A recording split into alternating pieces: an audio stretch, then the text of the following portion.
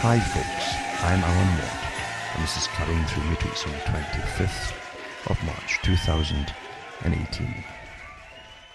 I hope you're all getting along out there as best you can, at least, because life is full of its ups and downs, as they say. And apart from Hollywood and Disneyland, nothing sails along quite happily all the time. That's what nature and human life happens to be all about.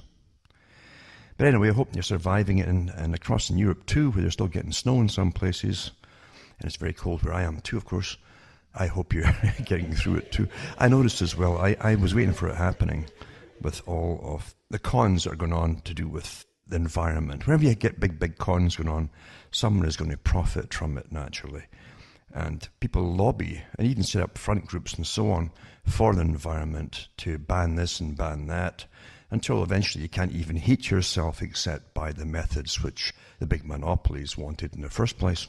Britain, for instance, now, a place is sitting on coal, literally, and they can't use it. They also, I think, banned wood for burning in their fireplaces if they can even get hold of wood. And they passed a law a little while ago, a couple of years ago, maybe two or 3 years ago, where you couldn't even get deadfall from the forest. That was a right in England, for instance, forever. For centuries and centuries, you could pick up deadfall in the forest, but not now. And you're left with gas. You get North Sea gas and natural gas. And the big con now is importation and exportation of canned gas, basically, for heating and cooking and so on.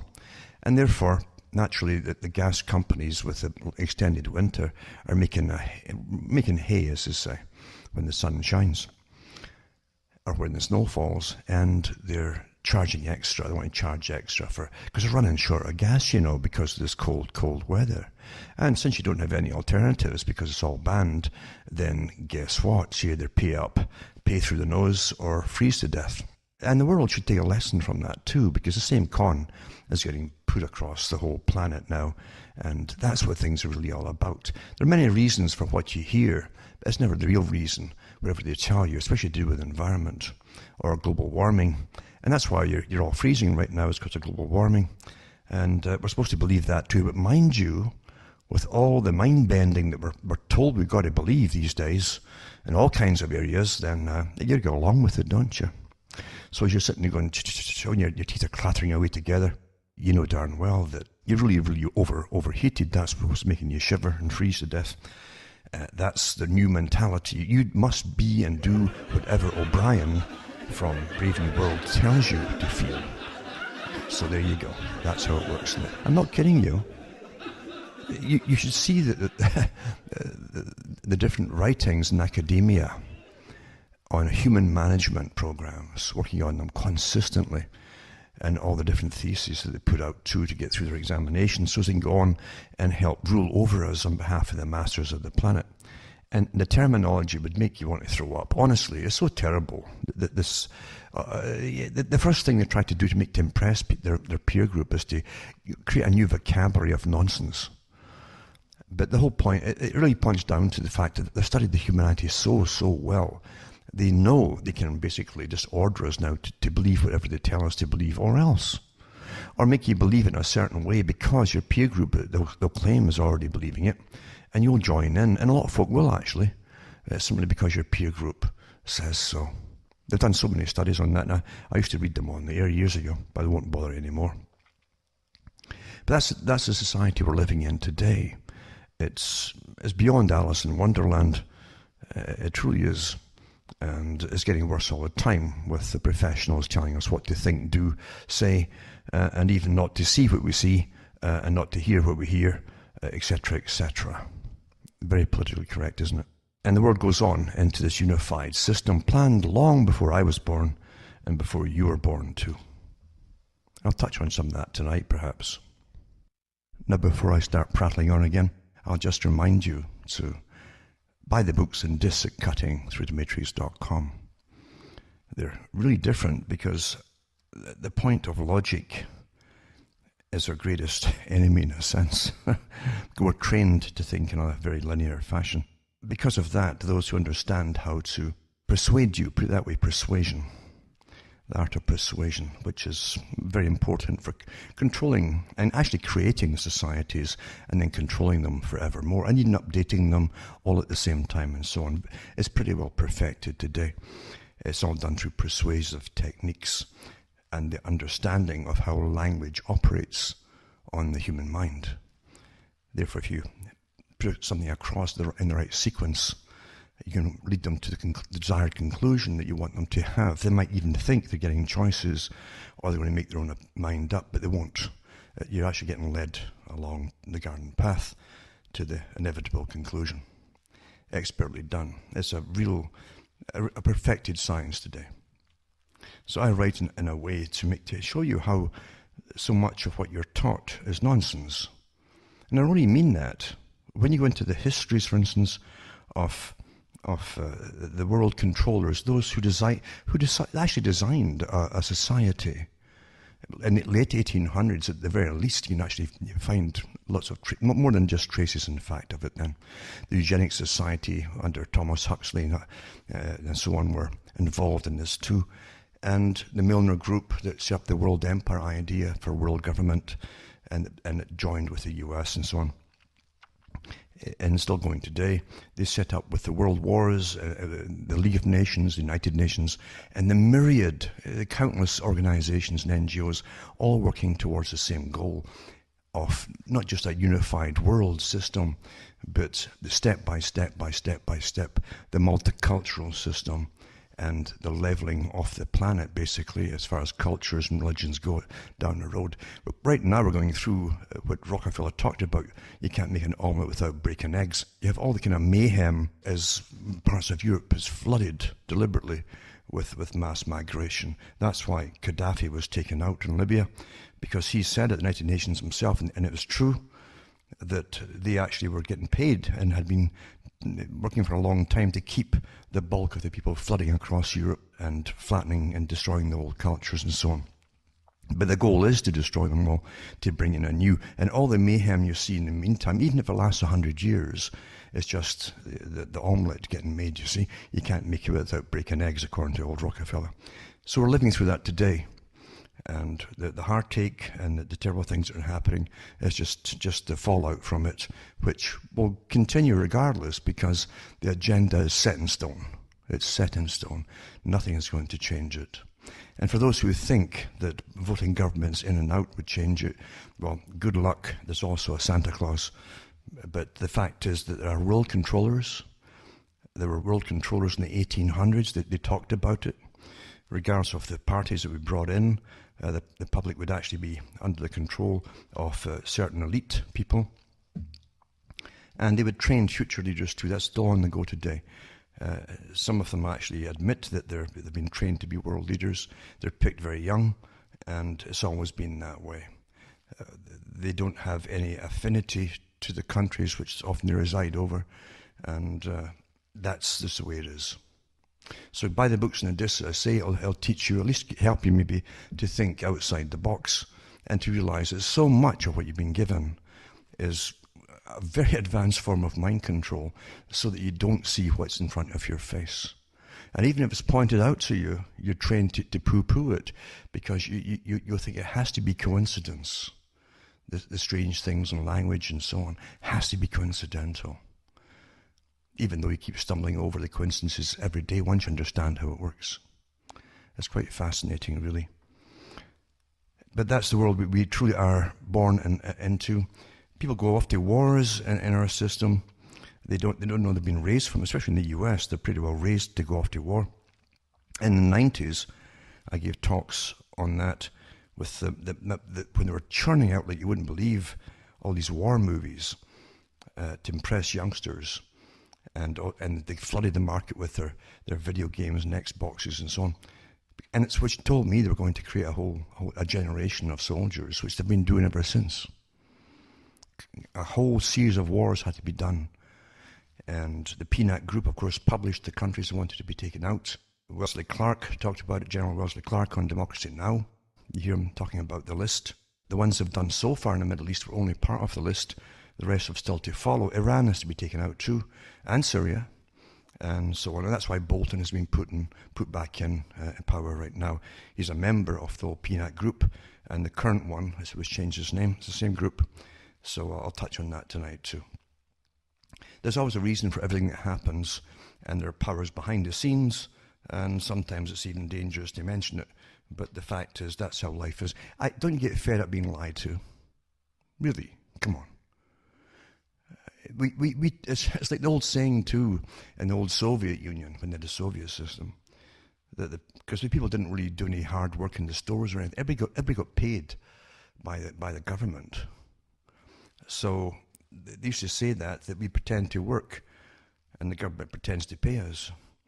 That's much the same as all of us in a system we think is reality. We pretend that what they tell us is true. This is why this is happening, this is why that's happening, this is why we must do this and that, the other, and so on. Or we're going to war because of this, that. We pretend it's true, even though we know it's not. We must participate. Like any con game, a person who's conned must participate in their own takedown. That's exactly how it works. And we do participate. It's the same with elections too. When they give you this farce of left-wing and right-wing, and I suppose a middle ground, whatever the heck that is, and even colours now, Green parties and all that kind of stuff.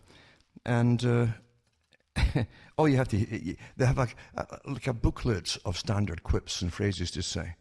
It's to do with education, jobs, unemployment, welfare, mothers' rights for support, and all these kinds of things. It's always the same topics, regardless of the party. And old slogans, old worn-out slogans like "Make America Great Again," that was used back in World War I. Onwards, many times. All these standard, well-tried phrases, catchphrases, and the people fall for it right away. It's quite amazing. We like to be conned, I think. We like to participate in being conned. And so people just have to pretend, like Bill Clinton said, "I feel your pain."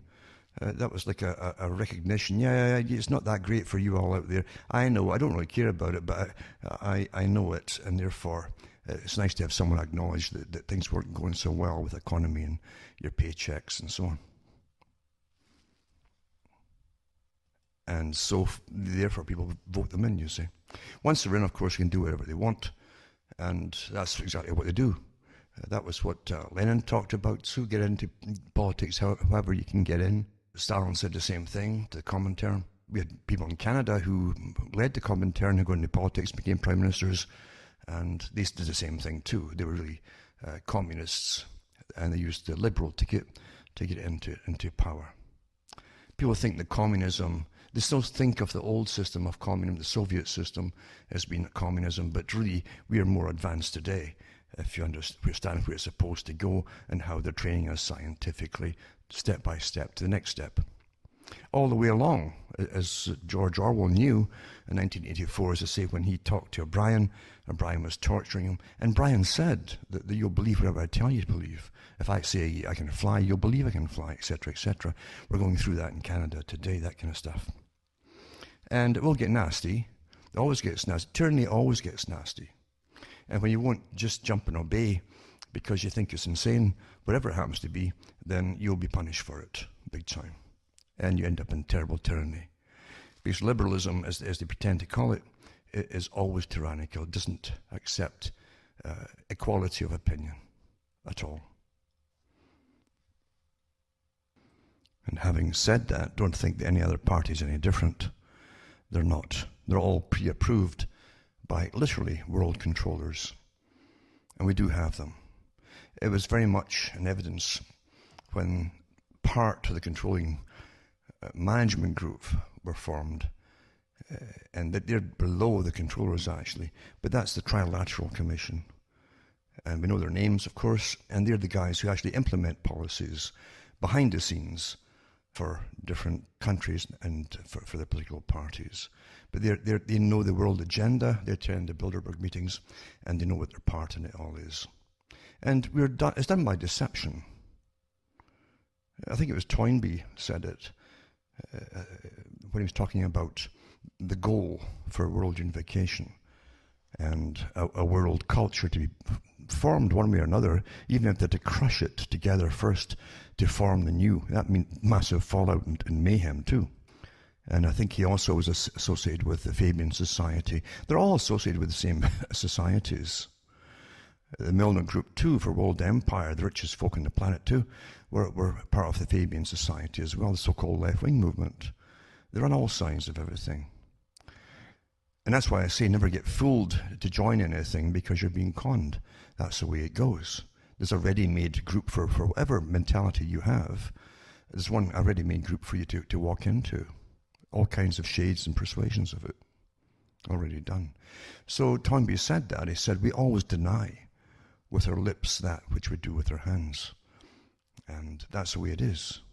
That's the way it is. Quite simple, isn't it? Because we, for some reason, I don't know why this is, maybe it's a natural thing, or we're trained that way. We're trained to believe the people in authority couldn't be such liars, really. Or people who are elevated even up through the big machine that makes scientists stars. I mean, the machinery already existed when they made Einstein a star. It was the same bunch that made Hollywood stars and so on, and entertainment stars, music and so on. They made Einstein popular. And Brandt also did it later with other scientists too. He talked about it in his talks. To do even when the Unabomber was after him, because there's a group of them that made these stars that were going to guide the world, unelected people that you would look up to, because the machinery was made that they're somehow superior, more intellectual than you. And that's where the Bill Gates and all these guys come from as well, by the way. They're made into stars, so you follow them.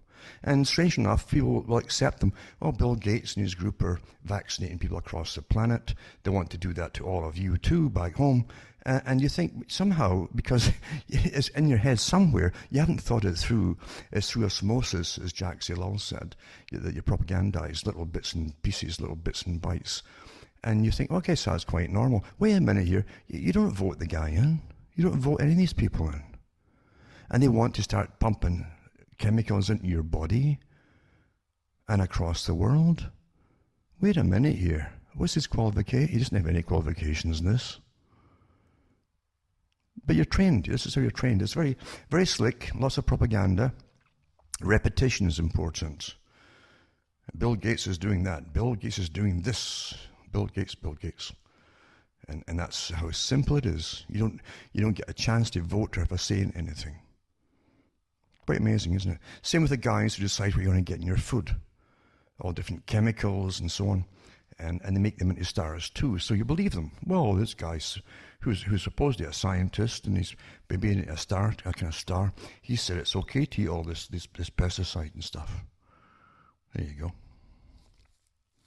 Well, why not just sell the pesticide? We could eat that instead, if it's quite safe.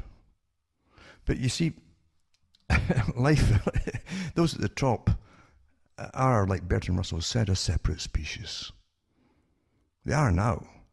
Simply because, apart from their lifestyle and their how they live and the quality of life they have, the real health they have, and real health care, not the kind we get way down below, and all that kind of, I mean, these guys party like crazy. They go to orgies and everything, and they're not worried about catching diseases. Have you noticed that? That came out when the reporter went around with Princess Di years ago at one of the parties. Because you saw these incredible parties that this wealthy elite had. And he said, aren't you worried about catching something? And they all stopped like he just says, let's all pray to God or something. They stared at him in shock. Because it was like, oh, this guy doesn't know. That's what came out of it. Obviously, it wasn't even worth replying to the guy, this commoner. You see? They have real protection against certain diseases, and they can certainly repair a lot of diseases too. That you don't see them getting all these old age diseases either, do you? It doesn't happen. Kind of odd, that, isn't it? Don't you think? But anyway, getting back to it all, they are a separate species because they're raised with a whole different reality than you're given. They're not given the nonsense and the lies that they force upon you. They hear the truth of it from their folks at the dinner table and all this kind of stuff. They understand what's going on. Look, son, the poor people, the little people there, we've got to manage the little people because we know it's in their best interest. They don't. So we give them lots of sex, lots of cheap entertainment so they don't have to get serious about anything, because it takes sometimes hardship or a bit of deprivation sometimes to make them think seriously about things. If they're getting lots of sex and lots of cheap entertainment, they won't stop and think about anything. That's how you do it, folks. Freedom is slavery? Huh? Familiar? You're free, all the sex you can manage, but what? Huh? But anyway, that's how it works, you see. And managing humanity is not a new thing. It's always been on the go, and the ancient Greeks wrote a lot about it too, how to do different things. So did the Romans and the different writers around for the Romans, and then even all the way up to the present time. We all know about the writings of Machiavelli, and we know about the writings too of Francis Bacon, for instance, who also did his own little resume to the king as well, and to the queen, because he went through two royalties. And that's really what they did. They tell you, you don't tell the public, especially the truth, don't tell them the truth. See, if you don't get told the truth, they can never be taken down because they lied to you, because you won't know it was a lie. You see what I'm saying? Things are presented in such a way that they're so obscure that you can't figure anything out. It's meant to be that way. It's meant to be. You're supposed to think we're just stumbling along down through time, and things just happen, you know, as they say, S happens, and we somehow pick ourselves up and struggle through it and pay up the taxes to help it through and all that kind of stuff. And nothing's further from the truth. The people that, when you realize the stuff from the universes alone, as I say, look at the people in the different behavior managements and behavioralism and sociology, the studies they're doing and putting out for their thesis on managing us all. You can see the courses they've been through by the terminology they use, as I've mentioned already. And these are the ones who then get the jobs to, again, go into production to manage us all behind the scenes. And they're like a higher level of bureaucrats. They're more like robots themselves, actually. Because if you parrot that rubbish long enough, you'll start to really believe it yourself, until you can't even communicate with any human being again, naturally. We have to remember, too, that Charles Darwin's ideas on evolution, a lot of which actually he borrowed from another guy. I actually stole them. One other fella, Wallace his name was. But it didn't matter, the Royal Society was backing Darwin, you see. So much for truth. But anyway, it wasn't so much truth, it was an idea of controlling people and shaping a world under management, proper management, as he thought. And don't forget, the Royal Society itself goes way back too. And one of its first main projects was to study the beehive, and to use that as an example of the perfect society, how to manage the perfect society. Division of labor, all the rest of it too was in there as well. And Charles Darwin's, when he died, it was he became a Sir, but Thomas Huxley was his champion then, his bulldog, as they say. And of course, he eventually spawned off more of the Huxleys. And then you end up with Julian, and you get Aldous Huxley as well. Julian Huxley mentioned that, in fact, to UNESCO, that there were different categories of management for the world, and there was a scientific management system who worked on behalf of the elite. The ones that Aldous Huxley mentioned as a dominant minority. Therefore, there's a dominant minority at the very top, and then there's an academic group of scientists beneath them who help manage it all for them, for those above. And the Huxleys, they said, basically were part of that management group, the scientific group. And Julian Huxley, remember, became important in different areas. He started off as a zoologist, and that was what a lot of them did. H.G. Wells' son was sent off to do the same thing. In fact, if you study how animals in the animal kingdom behave and different mammals behave, you can get an idea of what can be done to other mammals like humans. And that's all part of the game, of course. But Julian Huxley himself was a member, again. Don't forget the Huxleys, like the Darwins, had a lot in common with Malthusians. And Thomas Malthus also was a scaremonger of too many people eventually would be born, especially the wrong kind of people, as is said, at the working people, too many of them, and they would be overpopulated, and we'd run out of food and all kinds of things. That was a big scare thing in his day. And that, of course, was all part of the eugenic society that came along too. They copied the ideas of Malthus into evolution, and they also believed in eugenics too, that the most favoured races should be encouraged to breed, and that meant classes as well. And that was part of the title, in fact, of Darwin's Origin of Species, was actually to do with the most favoured races and so on and so on.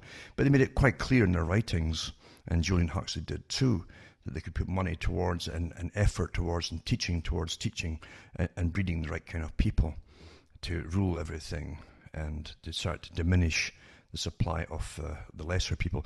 The father, actually the grandfather, Thomas Huxley, was more open about all of that as to how they should take down the populations of the unfit, basically, those with lesser mental skills. And that's never changed to this day. But don't forget that they create these kind of world leaders, and they also create their scientific elite that helps run it all, and then they put them into positions of power. When they created the United Nations, that was a great step forward for the control of the planet and the different departments they created. One was UNESCO, and the United Nations Educational and Scientific Group. And the whole thing too was to create a world culture. They put, I think it was Huxley himself was put in charge of it, Julian Huxley. He did some amazing speeches, very brazen speeches about it all, very pompous naturally in his arrogance. And he's also a founding member of Planned Parenthood too.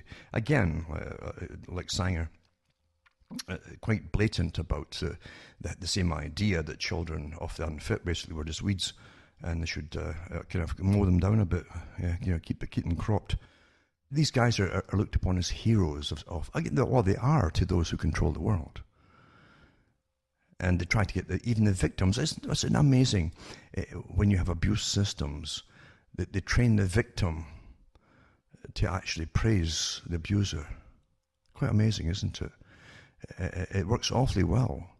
And people will say, oh, they're great people, these great people. Yeah. Really? These great people, if they gave you an IQ test and looked at your backgrounds and your parental backgrounds and so on, your lineages, would have you eliminated very quickly. Yes, they would. Yes, they would. They're also humanists too. They had nothing to do with morality in any kind of religious or natural humane system, although they call themselves humanists. Humanism is not humane. They might kill you off humanely in their terminology, but that's about as far as it goes with humaneness. But anyway, you find that, for instance, UNESCO's aims, according to Julian Huxley, he wrote quite a lot about it and was quite blatant about it too. And different ones too. J. Elmer Morgan was another worker for the National Education Association. He also was involved with it too. And they talk about a world police force getting formed, a world Bill of Rights and duties, etc., as a citizen, a global citizen. And then you'll find the same thing was backed up with everybody in UNESCO too. And I think the UNESCO put out the NEA's article called National Education in an International World. It's worth having a read through, because this Common Core is all part of that too, that came down the pike much later. And also too, you have the NEA editorial, The Teacher in World Government, by, as I say, J. Elmer Morgan, and the struggle to establish an adequate world government. The teacher can do much to prepare the hearts and minds of children. At the very top of all the agencies which will assure the coming of world government must stand the school, the teacher, and the organized professions. Now, don't forget that's straight out of the same terminology statements too that made by Lenin and Stalin. Stalin said the same thing. You must pay the teachers well to educate that next crop of subjects, and they are subjects. And you must also pay the police well and the military well, because they keep them all in line and make them obey. And your civil servants too, of course. Civil servants, I hate that term, civil servant. I mean, they're not servant. They live awfully well off the plunder they take from you.